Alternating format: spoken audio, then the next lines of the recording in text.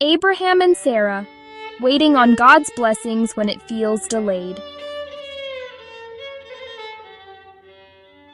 When Abraham first heard God's promise at the age of 75, it sounded impossible.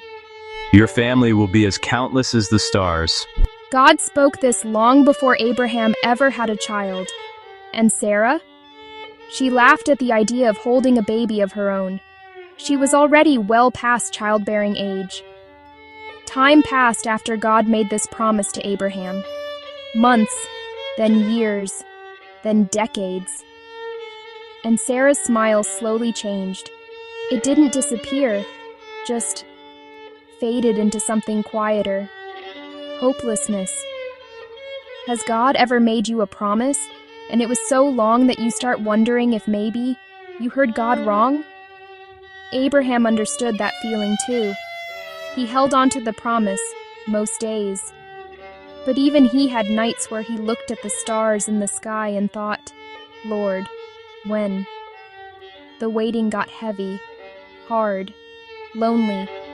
And when waiting becomes painful, the temptation to help God creeps in.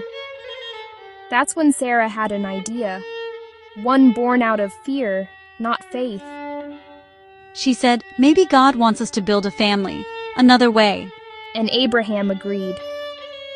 But the moment the plan became reality, the tension set in, jealousy, hurt, distance. Their marriage, already fragile from waiting, now carried a wound. Yet even in their mistakes, God remained steady. He didn't shame them. He didn't cancel his promise. He just gently brought them back to trust. And then, when both of them were old enough to laugh at the very idea, God did exactly what he said he would.